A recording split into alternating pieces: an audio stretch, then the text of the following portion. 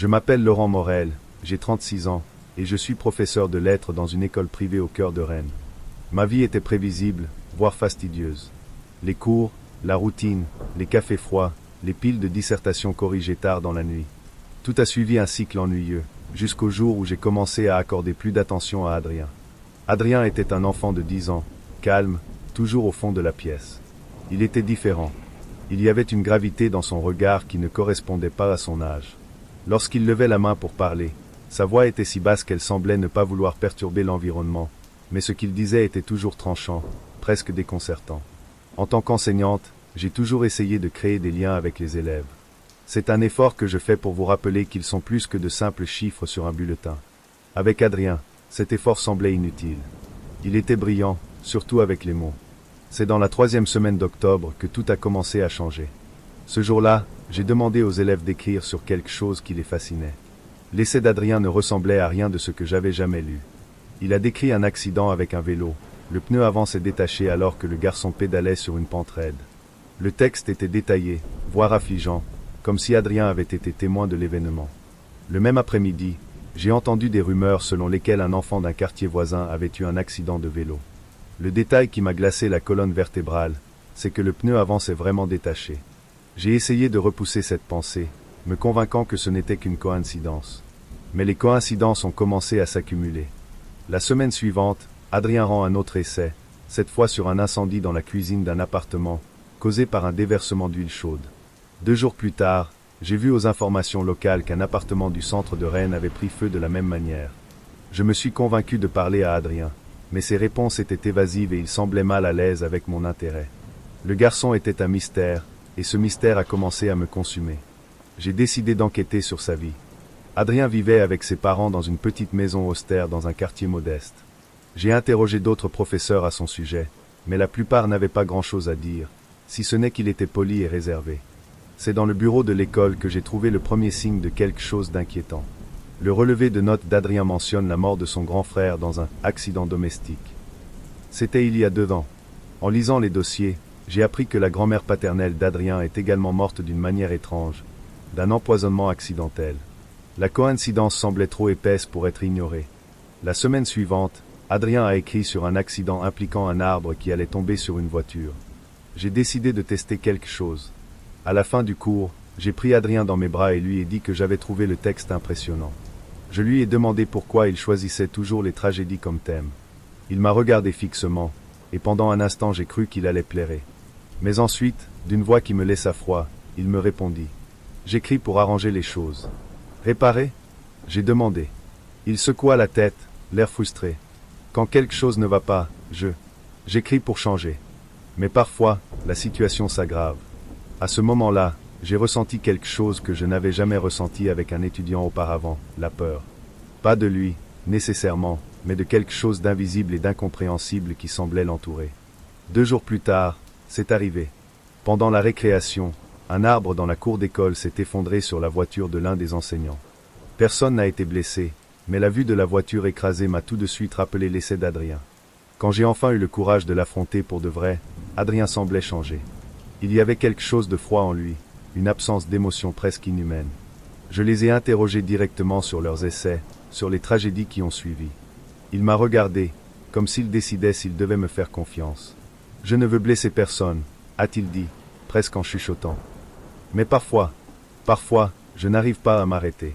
J'ai essayé de me convaincre qu'il n'était qu'un enfant qui faisait face à un traumatisme d'une manière particulière. Peut-être les coïncidences étaient-elles l'œuvre du hasard. Mais le doute persistait. J'ai décidé d'aller chez les parents d'Adrien. Quand j'ai frappé à la porte de leur maison, j'ai été accueilli par leur père, un homme mince aux yeux enfoncés. J'ai expliqué qui j'étais et la raison de ma visite. Dès que j'ai parlé d'Adrien, j'ai vu quelque chose auquel je ne m'attendais pas, la peur. Pas l'inquiétude, pas l'inconfort, mais la peur véritable. « Vous pensez qu'il est de blesser quelqu'un » demanda le père. Je ne sais pas quoi penser, ai-je avoué. Le père regarda dans la maison, comme s'il eût craint qu'Adrien ne l'entendît. Nous avons essayé d'aider, mais il est différent. Depuis que je suis petite. Après la mort de son frère, les choses ont empiré. Il a commencé à écrire des choses qui... Il s'est arrêté de parler, mais je savais ce qui allait suivre. Des choses qui se sont passées. Je suis rentré chez moi ce soir-là avec un sentiment d'impuissance. Que pouvais-je faire? Dénonciation d'un garçon de 10 ans pour quoi? Être bizarre? Il n'y avait aucune preuve, juste une série de coïncidences troublantes et le regard vide d'Adrien, qui semblait me suivre même lorsque je fermais les yeux. Le lendemain, je suis arrivé à l'école déterminé à garder mes distances, mais une plus grande tragédie m'attendait. Pendant le cours, l'un des élèves a fait une crise inattendue. Il était en bonne santé, sans antécédents médicaux justifiant l'attaque. Au milieu de l'agitation, j'ai remarqué Adrien qui me regardait. Son expression était calme, presque indifférente. C'est à ce moment-là que j'ai réalisé que je devais faire quelque chose, n'importe quoi, pour l'arrêter. Mais Adrien n'était plus le même garçon que j'avais connu. Quand j'ai essayé de lui parler à nouveau, il m'a regardé avec ses yeux vides et a dit « Peut-être que tu devrais arrêter de lire mes textes. » Et puis il a souri. Ce soir-là, j'ai passé en revue tous les essais d'Adrien. Dans l'un d'eux, presque caché entre les pages, il y avait un texte sur un professeur qui a essayé de découvrir un secret dangereux et a fini par disparaître. Maintenant, chaque bruit dans ma maison me fait sursauter. Les ombres semblent se déplacer d'elles-mêmes, et mon cœur continue de battre la chamade. Je ne sais pas ce qu'est Adrien ni ce dont il est capable, mais je sais que je suis piégé dans ce cauchemar.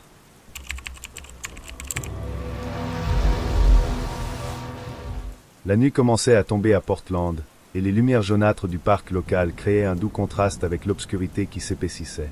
C'était le moment préféré de Maya Carter pour photographier. En tant que photographe indépendante, elle a trouvé dans l'anonymat nocturne l'essence de ses clics les plus profonds. Les gens étaient moins sur la défensive, plus vulnérables, des moments authentiques ont émergé. Portant son fidèle appareil photo, elle marchait lentement, laissant ses pas légers se fondre dans le bruit lointain de la ville. Cette nuit-là, cependant, quelque chose semblait différent. Au centre d'un champ ouvert, des enfants jouaient. Il était inhabituel de trouver un grand groupe si tard, surtout avec la température qui baissait. Ils couraient en rond, riant et hurlant, mais il y avait quelque chose d'anormal dans le bruit. C'était comme s'ils riaient de quelque chose qu'ils étaient les seuls à comprendre, en tant que complices d'une blague interne. Maya regardait à travers l'objectif, ajustant la mise au point. Parmi les enfants, un garçon se démarquait. Il avait l'air d'avoir une dizaine d'années, grand pour son âge, avec des cheveux blonds si clairs qu'ils scintillaient presque au clair de lune. Il ne jouait pas, il regardait simplement, les bras croisés dans le dos. Quand les enfants le regardaient, leur sourire s'élargissait, presque forcé. Étrange, pensa Maya, mais sa curiosité la poussa à cliquer. Elle a continué à prendre des photos de loin, ajustant les paramètres de l'appareil photo pour mieux capturer les mouvements du groupe. Cependant, en regardant à travers les objectifs, il a remarqué quelque chose de particulier. Sur certaines photos, des ombres supplémentaires sont apparues, beaucoup plus grandes que les enfants. Lorsqu'il regardait le terrain sans l'appareil photo, les ombres n'étaient pas là. L'agitation grandissait. Dans les jours qui ont suivi, Maya est retournée au parc en même temps, toujours avec son appareil photo. Le groupe d'enfants semblait être là tous les soirs. Ils jouaient au chat, mais avec une intensité étrange, presque rituelle. Le rire n'avait pas de joie, était tendu. Ethan, comme il découvrit que c'était le nom du garçon blond, commandait toujours, avec des gestes subtils auxquels les enfants obéissaient instantanément. Une nuit, Maya remarqua que les farces devenaient plus bizarres. Le groupe a formé un cercle, se tenant par la main, avec Ethan au centre. Il marmonna quelque chose d'inaudible tandis que les autres se balançaient d'un côté à l'autre. Soudain, l'un des enfants est tombé au sol, immobile. Les autres se contentèrent de rire et s'enfuir. Ethan s'attarda un instant, fixant Maya, même avec la distance qui les séparait. « Il ne peut pas me voir d'ici », pensa-t-elle, mais le frisson qui lui parcourut le dos disait le contraire. Elle a couru voir l'enfant tomber, mais quand elle est arrivée, l'espace était vide. Aucun signe que quelque chose s'était passé. À la maison, Maya a commencé à examiner les photos. Chaque image semblait plus troublante que la précédente. Dans l'un d'eux, les ombres formaient quelque chose qui ressemblait à des bras tendus, comme si elles essayaient d'attraper les enfants. Dans une autre, Ethan semblait la regarder directement, bien qu'elle soit sûre qu'il ne l'était pas. Sur la dernière photo de la nuit, il y avait une silhouette sombre à côté du garçon, indistincte mais certainement pas humaine. Elle zooma, essayant de donner un sens à ce qu'elle voyait, mais le visage d'Ethan semblait déformé, comme s'il souriait d'une manière impossible. C'est alors qu'il a lu les nouvelles. Un garçon de 9 ans retrouvé mort dans un parc local. Circonstances non encore expliquées. La photo de l'article montrait un garçon qui faisait partie du groupe d'Ethan. Maya sentit une boule dans sa gorge.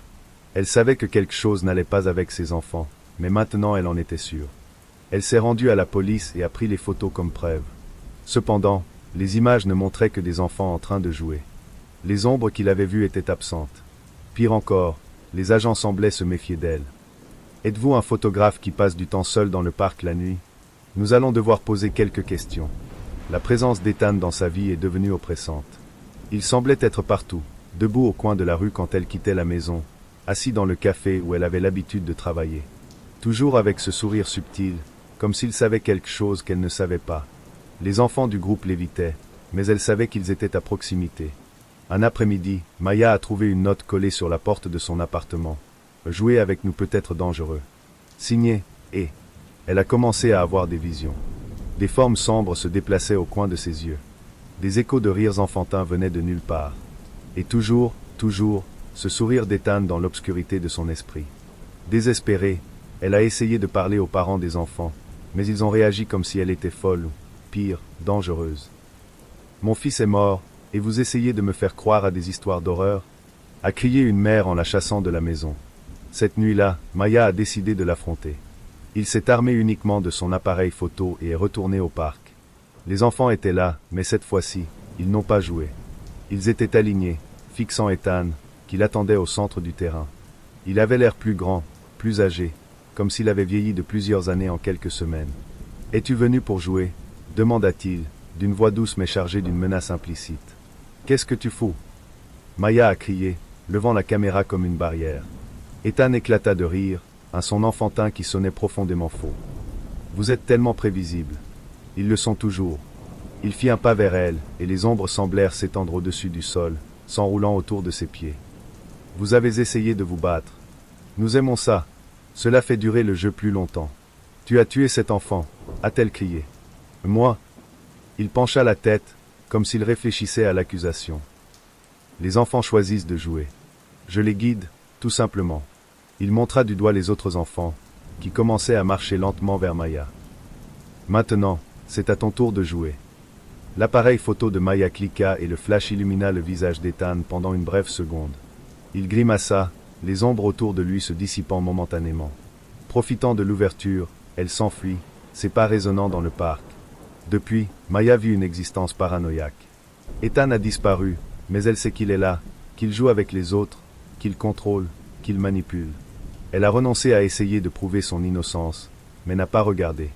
Son appareil photo est toujours prêt, et le parc ne cesse de l'appeler, même si elle sait qu'y entrer à nouveau serait sa perte.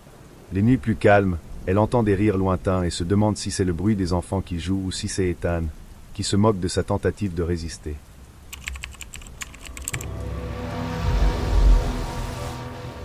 Je me suis réveillé au son monotone de la pluie qui s'écrasait contre la fenêtre de mon petit bureau dans le centre-ville de Fukuoka. C'était une matinée comme les autres, l'arôme du café frais emplissant l'air alors que j'organisais les quelques papiers sur mon bureau. Depuis que j'ai pris ma retraite en tant que détective privé, le travail est rare. 1 ou 2 cas d'adultère, rien qui ait mis à l'épreuve mon intellect ou ma morale. C'était aussi calme que cela, jusqu'à ce qu'une femme franchisse brusquement la porte. Elle était trempée, son maquillage coulait et ses yeux étaient pleins de désespoir. « Tanaka-san, commença-t-elle, entre 2 sanglots. S'il te plaît, j'ai besoin de ton aide. » Elle s'appelait Keiko Matsuda, la mère d'une fillette de 8 ans nommée Akiko, qui a disparu il y a 3 jours. La police était impliquée, mais elle n'avançait pas. Keiko était en ruine. Il m'a montré une photo de sa fille, une fille souriante avec des nattes et un uniforme scolaire bleu. Quelque chose dans les yeux de l'enfant me dérangeait, bien que je ne puisse pas identifier ce que c'était. J'ai accepté l'affaire, plus parce que je ne pouvais pas supporter l'idée de refuser que par un véritable intérêt. Les premières heures de l'enquête ont été ordinaires. J'ai parlé avec des voisins, analysé les environs de l'école et revisité les endroits où Akiko a été vue pour la dernière fois. Chaque indice me menait dans une impasse. Mais une tendance a commencé à émerger. Akiko est le 3e enfant à disparaître dans ce quartier en moins de 2 mois. J'ai demandé aux parents des autres victimes s'ils avaient remarqué quelque chose d'inhabituel. Une réponse récurrente a attiré mon attention. Tous les enfants disparus semblaient avoir un contact avec une fille nommée Echo. J'ai rencontré Echo pour la première fois dans un parc voisin. Elle était assise seule sur une balançoire, jouant avec un ours en peluche en lambeaux. Elle était petite et pâle, avec des yeux noirs profonds et une expression qui oscillait entre l'innocence et quelque chose de plus sombre. « Êtes-vous Echo ?» demandai-je, essayant d'avoir l'air amical. Elle a levé les yeux, me jaugeant. « Je le suis. Vous êtes le détective, n'est-ce pas ?» J'ai hoché la tête, Surpris. Avant qu'elle ne puisse lui demander comment elle le savait, elle a poursuivi. Vous cherchez Akiko. Elle joue à cache-cache avec mes amis. Vos amis? Eiko sourit, mais il y avait quelque chose de troublant dans son expression. Ils aiment jouer. Mais parfois, ils ne laissent pas les enfants revenir. Ces mots m'ont glacé le dos. Dans les jours qui ont suivi, Eiko semblait être partout. Toujours seule, toujours en train d'observer. J'ai décidé de la suivre. Elle m'a conduit dans un bâtiment abandonné à la périphérie de la ville, un endroit qui ressemblait à un orphelinat il y a des décennies. Les murs s'écaillaient, le plafond menaçait de s'effondrer et l'air était imprégné de moisissures. À l'intérieur, l'atmosphère était surréaliste. Les murs étaient couverts de dessins d'enfants faits au crayon, représentant des scènes qui semblaient déconnectées à première vue. Des enfants qui jouaient, des silhouettes sombres qui regardaient, des portes ouvertes sur le néant. Mais en regardant de plus près, je me suis rendu compte que les dessins racontaient les disparitions. Chaque enfant disparu était là, représenté à côté d'Eiko et de manière indistincte avec de grands yeux vides. Soudain, j'ai entendu un rire d'enfant résonner dans le bâtiment. J'ai suivi le son jusqu'à une pièce où Eiko était assise sur le sol, entourée d'autres dessins. « Tu ne devrais pas être ici, Tanaka-san, dit-elle sans se retourner. « Qui sont tes amis, Eiko ?» demandai-je. Elle soupira, comme si elle expliquait quelque chose d'évident. « Ils n'ont pas de nom. Ils n'en ont pas besoin. Ils m'aident, et je les aide. Faites-vous du mal à ces enfants ?» Elle a ri, mais le son était vide. « Je ne le sais pas. Ils choisissent de jouer. » Soudain, le sol sembla céder. J'ai perdu l'équilibre et je suis tombé, mais quand j'ai récupéré, j'étais dans un endroit qui n'avait pas de sens. C'était le même bâtiment, mais différent. Les murs étaient propres, les dessins avaient disparu et j'entendais des voix. Des voix familières. Eiko m'avait piégé dans quelque chose au-delà du physique. J'ai été forcé de revivre des souvenirs de mon passé, des moments que j'ai passé des décennies à enterrer. Le cri de ma fille, Yumi, que j'ai perdu dans un accident de voiture, a résonné dans les couloirs. J'ai vu son visage, je l'ai entendu rire, j'ai ressenti le même désespoir que lorsqu'on m'a dit qu'elle ne survivrait pas. Les illusions étaient si vives que j'ai commencé à me demander ce qui était réel. Chaque porte que j'ouvrais me ramenait à un traumatisme différent. Le corps sans vie de mon partenaire dans la police, l'expression de déception de mon ex-femme, le regard vide des victimes que je n'ai pas pu sauver. « Eiko !» criai-je, ma voix résonnant dans le vide. Elle est apparue à l'entrée d'une pièce, tenant son ours en peluche. « Il t'aime bien, Tanaka-san. Vous ressentez la douleur comme eux. Laissez-moi sortir, suppliai-je. Tu peux y aller, a-t-elle dit en inclinant la tête. Mais seulement si vous pouvez vous rappeler qui vous êtes vraiment.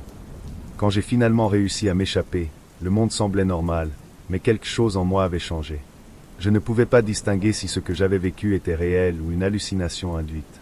Je suis allé voir Keiko et je lui ai dit que je ne pouvais pas trouver Akiko. Les mots étaient du poison dans ma bouche, mais c'était la seule vérité que je pouvais offrir. Avant de quitter le quartier, j'ai vu Eiko pour la dernière fois, qui m'observait de loin. Elle a légèrement hoché la tête, comme si nous partagions un secret. J'ai gardé une photo d'elle dans mon portefeuille. Je ne sais pas si j'aurai un jour le courage de le montrer à qui que ce soit ou d'essayer de comprendre pleinement ce qui s'est passé. Mais une chose est sûre, l'inexplicable existe, et tout ne peut pas être résolu.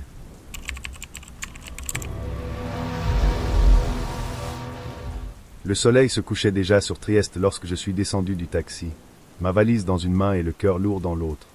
Les funérailles de Chiara avaient été un adieu amer. Ma sœur, si pleine de vie, réduite à une photo en noir et blanc sur une table entourée de fleurs fanées.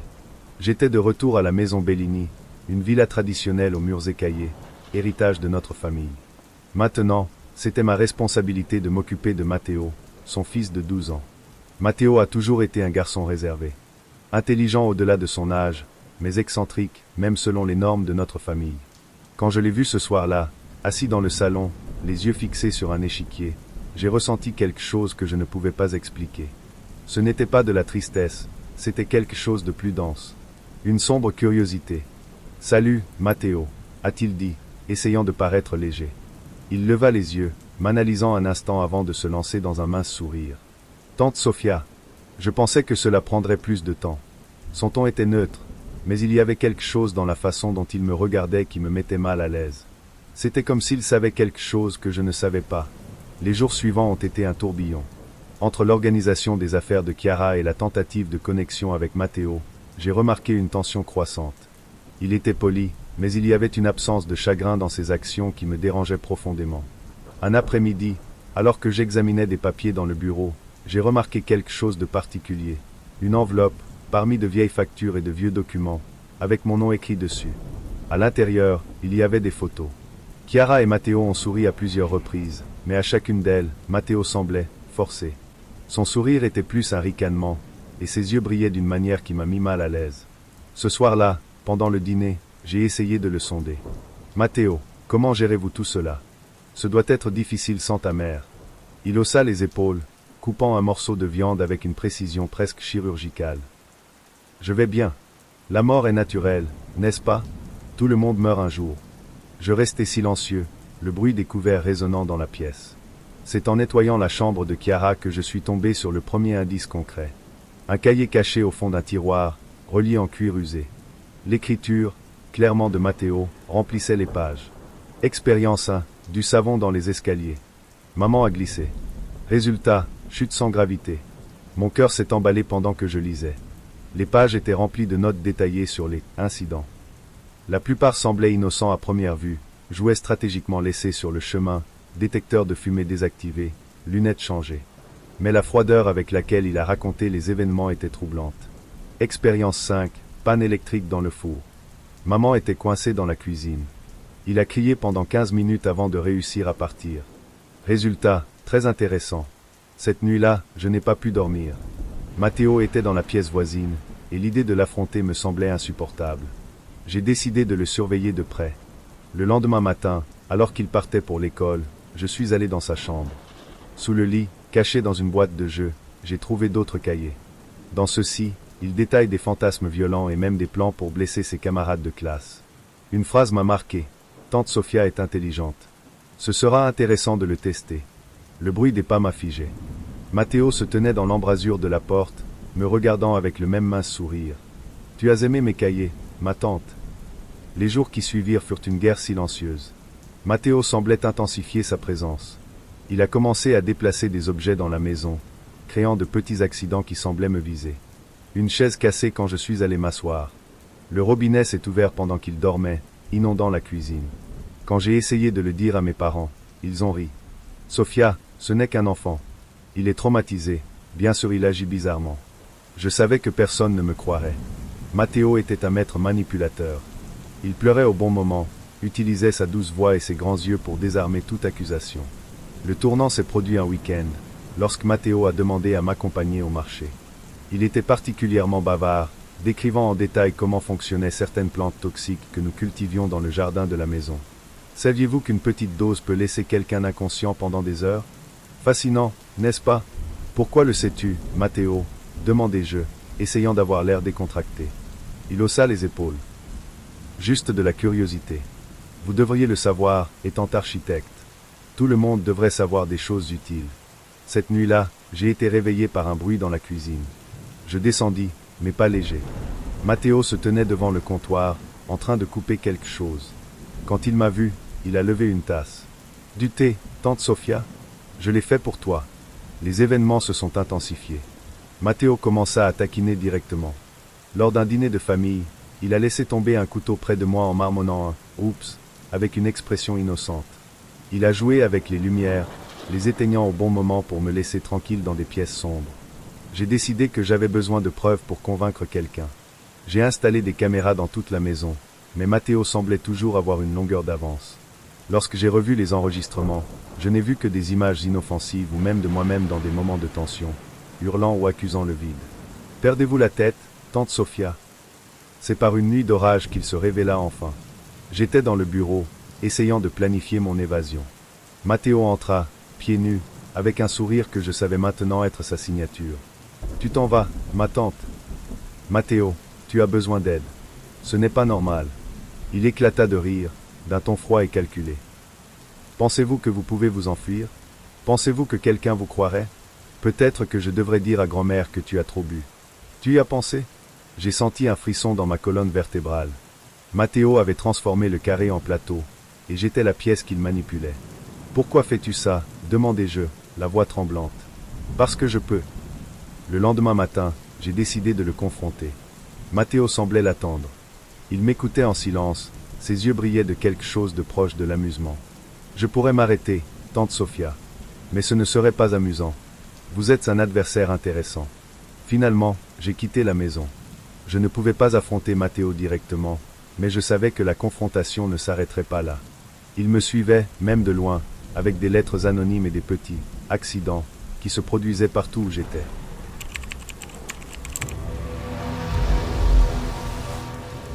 La neige tombait doucement sur Novosibirsk, noyant les bruits de mouvements fiévreux autour de l'hôpital de Fortune. Une tragédie s'était abattue sans avertissement. Un accident d'autobus avait décimé un voyage scolaire, laissant des corps gisants sur l'autoroute recouverte de glace. Parmi les survivants figuraient 15 enfants, amenés au centre d'accueil d'urgence installé dans une école abandonnée du quartier d'Akademgorodok. Elena Kuznetsov, infirmière depuis près de 20 ans, avait l'habitude de voir des vies s'effondrer dans ses bras, mais cette scène la secouait différemment. Les enfants, bandés et terrifiés, parlaient à peine. Sauf Paulina, une fillette de 9 ans aux yeux aussi sombres que des yeux. Paulina était indemne, sans une égratignure. Un miracle, ont dit les ambulanciers. Elena ne s'est pas posé de questions à l'époque. Elle était trop occupée à nettoyer les plaies, à réconforter les petits et à essayer de maintenir l'ordre au milieu du chaos. Mais la présence de la jeune fille semblait porter quelque chose d'autre, quelque chose qu'elle ne pouvait pas identifier. Le premier décès est survenu le deuxième jour. Yuri, un garçon de 12 ans qui n'avait que des écorchures mineures, a été retrouvé sans vie sur son matelas. Son visage était tordu en une expression d'horreur, ses yeux ouverts, fixés sur quelque chose que personne ne pouvait voir. Elena aida à transporter le corps à la morgue temporaire, sentant le froid glisser le long de sa colonne vertébrale alors qu'elle regardait les enfants restants. Paulina était assise près de la fenêtre, regardant dehors, inconsciente du brouhaha. « Il a fait un cauchemar », dit-elle nonchalamment, sans regarder Elena. « Comment le savez-vous » demanda Elena, se penchant pour mieux entendre. « J'y étais », répondit la jeune fille avec un petit sourire presque innocent. Elena ignora le frisson qui lui montait à l'arrière du cou. Dans les jours qui ont suivi, la situation s'est aggravée. Les décès ont commencé à se produire plus fréquemment, et il n'y avait aucune explication apparente. Les enfants, qui parlaient peu auparavant, ont commencé à murmurer des histoires sur des choses qu'ils voyaient la nuit, des ombres informes, des yeux brillants dans l'obscurité. Paulina resta impassible. Un matin, alors qu'elle rangeait les affaires des petits, Elena a trouvé un carnet de croquis caché sous le matelas de Paulina. Ce qu'elle a vu l'a laissé paralysée. Les dessins n'avaient rien d'enfantin.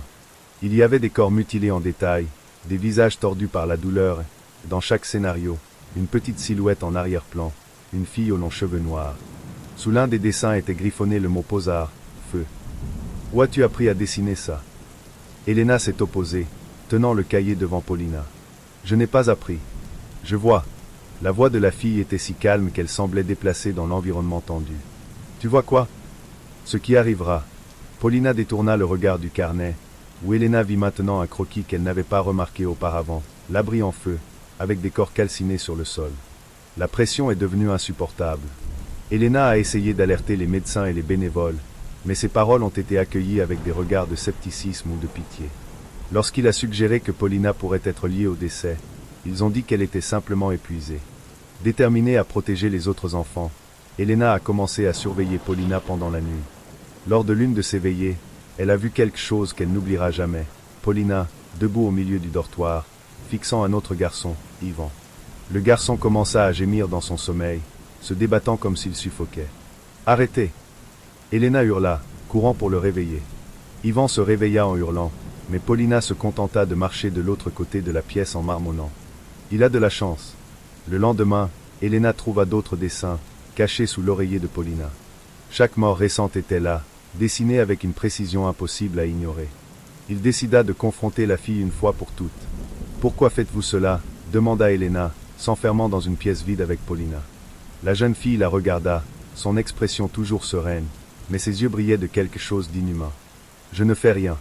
Ils étaient déjà morts. J'ai juste montré le chemin. Tu n'es pas une enfant, » murmura Elena, la voix brisée. « Tu es plus intelligente que les autres, » répondit Paulina en se rapprochant. « Mais cela n'a pas d'importance. Vous ne pouvez pas m'arrêter. » Cette nuit-là, l'abri a été englouti par les flammes. Le feu a commencé mystérieusement, se propageant si rapidement qu'il semblait avoir sa propre vie. Les enfants et les adultes ont couru désespérément, mais beaucoup n'ont pas pu s'échapper.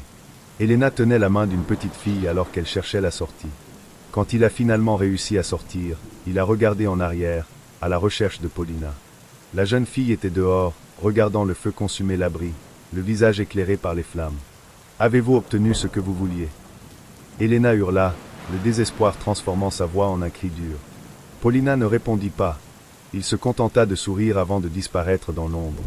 Elena a survécu, mais les conséquences ont été dévastatrices. Les enquêteurs ont attribué l'incendie à un court-circuit dans l'ancien bâtiment, mais Elena connaissait la vérité. Paulina avait quitté l'abri indemne, et personne d'autre ne semblait se souvenir d'elle. C'était comme s'il n'avait jamais existé. Les cauchemars ont hanté Elena pendant des mois. Dans chaque rêve, elle voyait les yeux noirs de la jeune fille et entendait sa voix murmurer au loin. J'ai juste montré le chemin. Aujourd'hui, isolée dans un petit appartement, Elena ne peut s'empêcher de regarder les nouvelles. Chaque fois qu'il y a une tragédie inexplicable, il ressent un frisson. Paulina est toujours là, et Elena porte le poids de savoir que le cycle de destruction continue.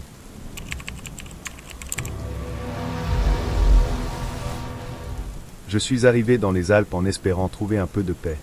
Ma vie à Zurich était devenue un tourbillon de chiffres, d'objectifs et de crises. Après la dernière, une sorte de dépression nerveuse qui m'a pris par surprise, le médecin m'a suggéré quelque chose de simple, mais presque impossible, l'isolement. Il ne m'a pas donné beaucoup d'options, mais l'une d'entre elles était claire et simple, un chalet à la montagne.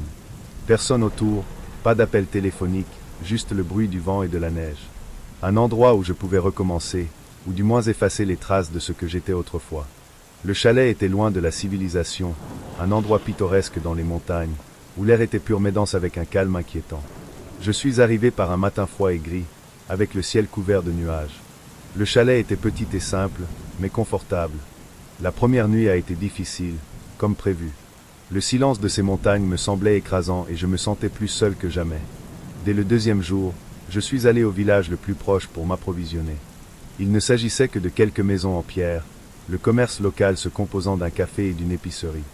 C'est là que j'ai entendu les premières rumeurs. « C'est dur ici », a dit le vieil homme dans le magasin, tandis que je payais les provisions. Beaucoup de morts sur les sentiers. Certains disent qu'il s'agit d'accidents, mais quelque chose ne va pas. Les gens commencent à avoir peur. La propriétaire du café, une femme au visage fermé, murmura. « Il y a des enfants là-bas, c'est vrai. Peut-être qu'ils en savent plus que nous tous. » Je n'ai rien demandé d'autre. Mais ces mots résonnaient sans cesse dans ma tête alors que je retournais au chalet, chaque pas plus agité. Le troisième jour, quelque chose d'étrange s'est produit. Lors d'une promenade dans la forêt, j'ai vu une silhouette au loin. C'était un garçon, à peine âgé de plus de 10 ou 11 ans. Il était debout parmi les arbres, les yeux fixés sur moi. Lorsque je me suis approché, il s'est rapidement éloigné et a disparu dans l'épaisse végétation. Son comportement m'a intrigué, mais j'ai laissé tomber. À l'époque, l'idée que quelque chose n'allait pas sembler absurde, notamment parce que la simple présence d'un enfant dans la forêt n'était pas rare. J'étais là pour récupérer, pas pour enquêter. Mais ensuite, il est apparu sur mon balcon. Le matin, le 5e jour. Le garçon était là, pieds nus, dans des vêtements en lambeaux. Il m'a regardé sans dire un mot. J'ai été surpris, mais avant que je puisse demander quoi que ce soit, il m'a dit, d'une voix claire et directe, « Avez-vous de la nourriture ? Qui êtes-vous ? Où sont tes parents ? » Demandai-je, le malaise s'installant. Quelque chose dans ses yeux n'allait pas. « Je n'ai pas de parents, » a-t-il répondu, sans hésitation. « Je suis seul. » Son manque d'émotion, son calme, me déconcertait.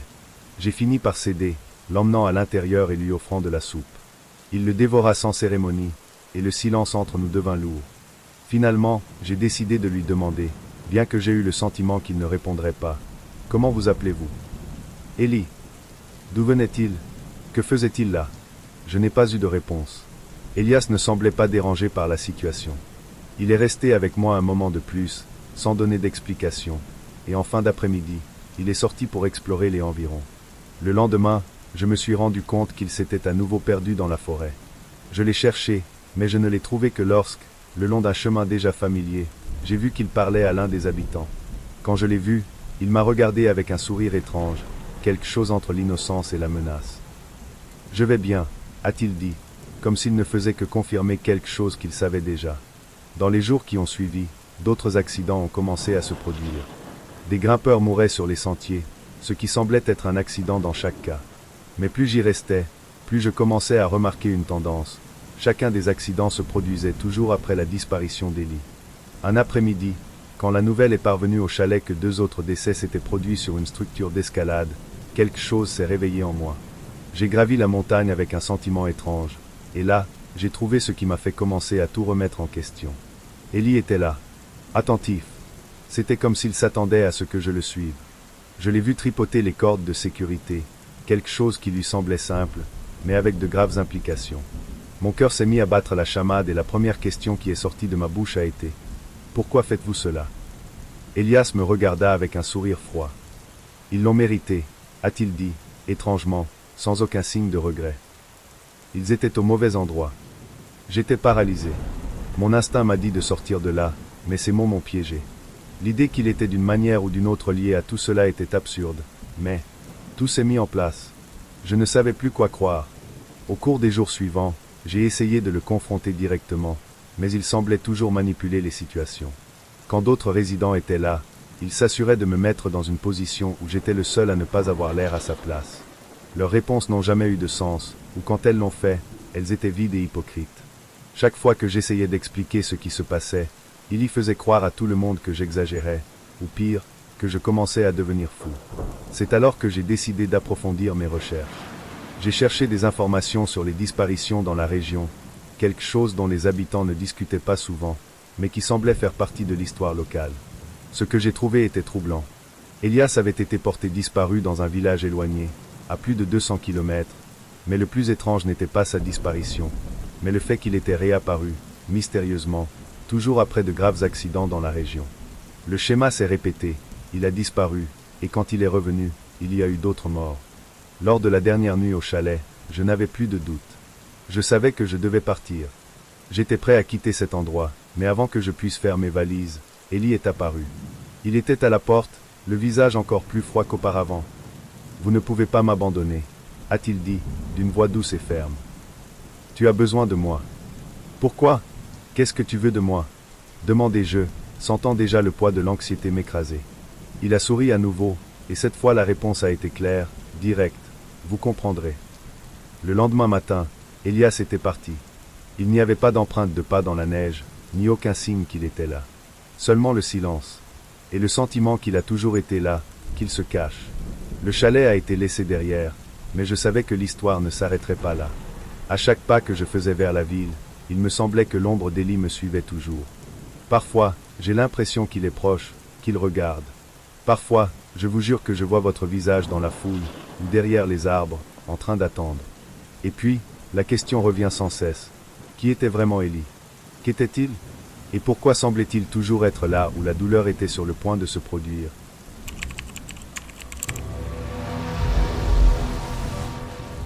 Mon parcours d'avocat a toujours été marqué par la lutte à la recherche de la vérité. Dans ma ville natale de Kochi, en Inde, beaucoup me considéraient comme un défenseur infatigable, en particulier lorsqu'il s'agissait d'affaires impliquant des enfants à risque. Quand la famille d'Arjun, un garçon de 13 ans, est venue me voir, je n'aurais jamais imaginé que ma vie serait détruite par ce petit client apparemment innocent. Arjun était accusé d'avoir causé la mort d'un camarade de classe, Vinu. La police a affirmé que la mort de Vinu était le résultat d'un accident, mais la mère du garçon a insisté sur le fait qu'il n'avait pas été aussi négligent. Cependant, ce qui m'a le plus intrigué, ce n'est pas l'accusation elle-même, mais les histoires qui ont commencé à émerger sur Arjun. Il semblait être un enfant normal, avec de grands yeux et une expression sereine, mais il y avait quelque chose en lui qu'il ne pouvait pas identifier. Ce n'était pas exactement une malice visible, mais une froideur qui se cachait derrière son regard, quelque chose qui me glaçait la colonne vertébrale chaque fois qu'il me regardait. Pourtant, j'avais besoin de croire que la vérité pouvait être trouvée, et que s'il était innocent, je pouvais l'aider. En commençant à enquêter, j'ai découvert qu'Arjun avait été impliqué dans une série de morts mystérieuses au cours des derniers mois, toutes dans des circonstances similaires. Chaque fois qu'un collègue mourait, il était là, en tant que témoin, avec une histoire convaincante sur le fait qu'il n'avait rien à voir avec ce qui s'était passé. Le schéma était clair, mais il y avait quelque chose d'étrange dans les histoires d'Arjun. Les preuves ne s'accumulaient pas, mais il a réussi à s'en tirer à chaque fois. J'ai été obligé d'aller plus loin. Lors d'une des visites à l'école, j'ai trouvé des traces de ce qui semblait être une tentative de suicide par un autre élève, mais il y avait aussi quelque chose qui n'allait pas. Je ne savais pas si c'était une coïncidence, mais il m'a semblé qu'il était lié à tous les décès, un par un, d'une manière plus directe que je ne l'imaginais. C'était comme si Arjun manipulait les circonstances, créant un réseau de morts sans laisser de traces. L'instinct de mon avocat commença à sonner l'alarme, mais mon esprit était plein de doutes. Pourquoi ferait-il cela? Que essayait-il de cacher? Par une nuit pluvieuse, dans son petit appartement, alors que nous examinions encore quelques documents, Arjun m'a regardé droit dans les yeux et m'a dit, sans aucune émotion, « Les morts sont nécessaires. Ce n'est pas quelque chose que je veux, mais c'est ce qui doit se passer pour garder quelque chose hors du monde. » J'étais paralysé, sans voix, essayant de comprendre ce qu'il venait de dire. Il avait l'air si sérieux, si convaincu de ses paroles. Mais qu'est-ce que cela signifiait? Je savais qu'il ne plaisantait pas, mais comment pouvais-je croire un garçon de 13 ans qui prétendait être responsable de ses décès? Cette nuit-là, mon sommeil a été interrompu par des cauchemars. L'image d'Arjun était dans tous les coins, me regardant de loin, comme s'il attendait quelque chose. L'idée qu'il puisse être capable de manipuler les gens, ou même de faire mettre quelqu'un à mort, me terrifiait. Mais j'étais coincé avec lui, sur l'affaire.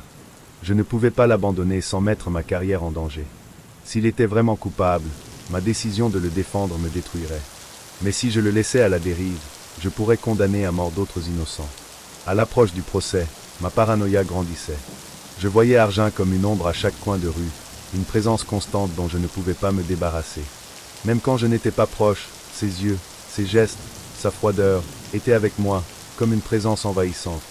Pendant le procès, il est resté calme, répondant aux questions avec une clarté inquiétante. Et, à la fin, la victoire a été la mienne. Le jury a cru ma défense, et Arjun a été déclaré non coupable. Mais la victoire a eu un prix. D'une manière ou d'une autre, même si je savais que j'avais fait ce qu'il fallait en défendant le garçon, un sentiment de culpabilité et d'angoisse s'est emparé de moi. Je savais qu'il n'était pas libre par hasard. Il avait tout manipulé, et je n'étais qu'une pièce de plus dans son jeu. À la fin de l'affaire, j'ai abandonné ma profession.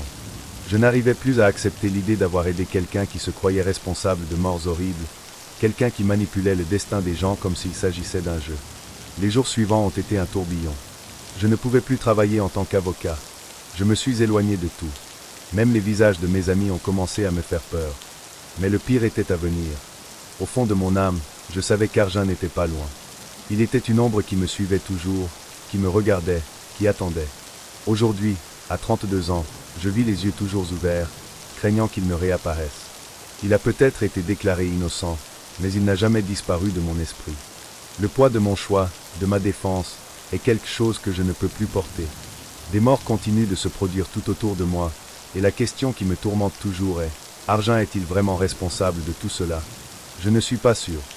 Mais une chose que je sais, c'est qu'il est toujours là, à attendre le bon moment pour passer à l'étape suivante, et je suis le seul à savoir de quoi il est capable.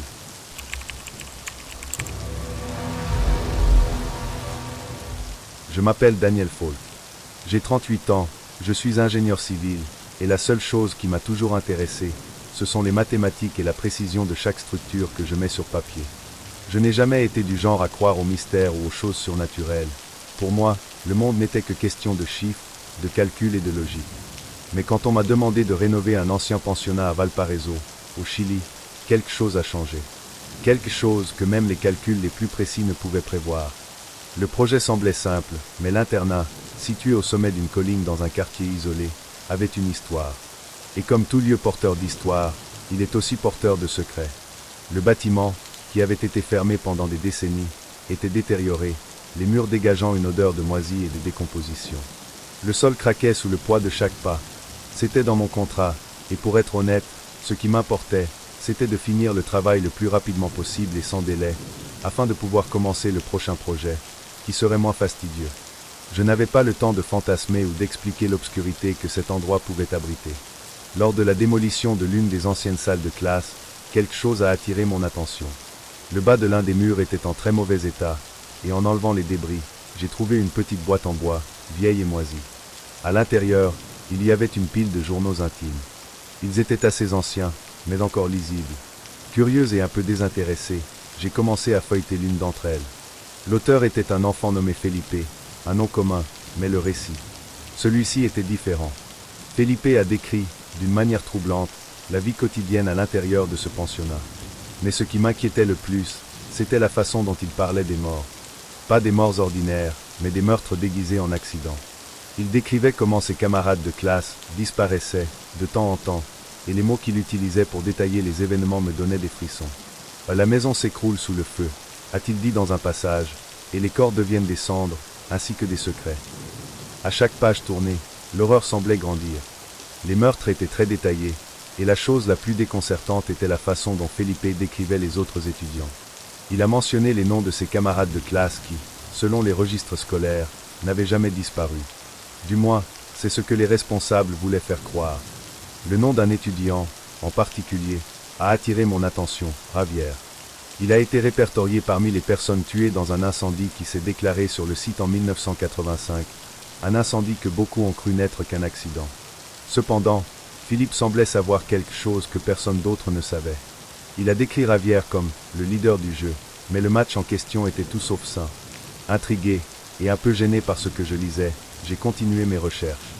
Au bout de quelques heures, j'ai trouvé ce qui semblait être la dernière entrée dans le journal de Felipe. Ils ne savent pas, dit-il, mais ils seront bientôt tous avec moi. Le feu appellera tout le monde, et le secret sera révélé. Je ne sais tout simplement pas qui sera le prochain. C'est à ce moment-là qu'un frisson m'a parcouru le dos. Il y avait quelque chose qui n'allait pas dans cette école. Je ne pouvais plus l'ignorer. Les mots de Felipe commençaient à se mêler à quelque chose de physique et de palpable, un cauchemar qui semblait se réaliser. Alors que les fouilles se poursuivaient sur le site, une partie du mur s'est soudainement effondrée, révélant une cachette secrète. À l'intérieur, j'ai trouvé des ossements humains. Beaucoup d'os, tous recouverts d'une couche de poussière qui semblait s'être déposée là au fil du temps. Certains occupaient des positions qui suggéraient une mort violente. Et, à ma grande horreur, l'un des os était celui d'un enfant, avec des marques qui ne pouvaient pas provenir d'un simple accident. Au milieu de tout cela, j'ai trouvé un morceau d'uniforme d'internat. Mais ce qui m'a vraiment fait arrêter de respirer, c'est une petite boîte qui se trouvait au fond de la tombe. À l'intérieur, il y avait d'autres journaux intimes. Journal intime d'autres garçons. Mais la chose la plus inhabituelle était le nom. Felipe. Le même garçon que j'avais lu dans les pages, un garçon qui avait apparemment disparu il y a des décennies. Comment cela pourrait-il être possible? Je me sentais complètement perdu. Les pièces se mettaient en place, mais ce qu'elles formaient n'avait pas de sens. À partir de ce moment, les événements ont commencé à s'accélérer. J'ai commencé à faire des cauchemars constants. Dans l'une d'elles, Felipe était allongé à côté de moi, ses petites mains touchant mon visage alors qu'il murmurait quelque chose à propos du feu. Il répéta, presque comme une prière, « La maison va brûler, Daniel. Ça va tout brûler. Vous comprendrez. » Je me suis réveillé en sueur, le cœur battant, et j'ai regardé autour de ma chambre, mais rien ne semblait réel. Jusqu'à ce que, dans le troisième cauchemar, quelque chose se produise que je ne pouvais pas ignorer. Quand je me suis réveillé, j'ai trouvé sur mon bureau l'une des clés de l'internat, que j'avais laissée dans le bureau. Comment cela s'était-il arrêté là? C'était suffisant pour que j'enquête davantage. J'ai commencé à étudier les archives de l'école et des incendies, et j'ai remarqué quelque chose d'encore plus troublant. L'incendie de 1985, qui avait été qualifié d'accident, semblait être lié d'une manière ou d'une autre à une série d'événements étranges qui s'étaient produits au pensionnat au fil des ans. Mais la chose la plus effrayante n'était pas les rapports d'incendie, mais le fait que de nombreux étudiants qui étaient morts dans des circonstances mystérieuses avaient des noms inscrits dans le journal de Felipe. Ils étaient tous là, mentionnés comme victimes d'un jeu macabre, un jeu où le leader n'était jamais attrapé. Après une enquête plus approfondie, j'ai réalisé que Felipe n'a jamais disparu. Il était là tout le temps, dans les journaux intimes, dans les os, dans l'ombre. Chaque jour, quelque chose d'autre devenait clair. Felipe n'était pas seulement un garçon mort. Il était quelque chose de plus, quelque chose qui n'a jamais quitté cet endroit. Il était toujours là, à attendre, à regarder, peut-être même à alimenter le feu qui consumait autrefois l'école. J'ai essayé d'abandonner le projet. Après un cauchemar particulièrement vif, où j'ai vu Felipe dans l'une des pièces incendiées, les mains tendues vers moi, me criant d'allumer le feu, j'ai su que quelque chose n'allait pas. Mais le sentiment de persécution a persisté. J'ai senti les yeux de Felipe à chaque coin de rue, dans chaque ruine de ce pensionnat. Quelque chose en moi était brisé et je ne pouvais plus distinguer ce qui était réel de ce qui était cauchemardesque. Même loin de cet endroit, la peur me consumait toujours. J'ai quitté Valparaiso. J'ai quitté l'internat et abandonné le projet, mais les rêves ne m'ont jamais quitté. Felipe est toujours là, quelque part dans les ruines, attendant la prochaine victime. Et d'une certaine manière, j'ai l'impression d'être plus proche de lui que je ne l'aurais jamais imaginé. Peut-être parce que je sais qu'il n'a jamais disparu. Il n'est jamais parti. Et, peut-être, j'étais le prochain nom à être inscrit dans le journal de Felipe.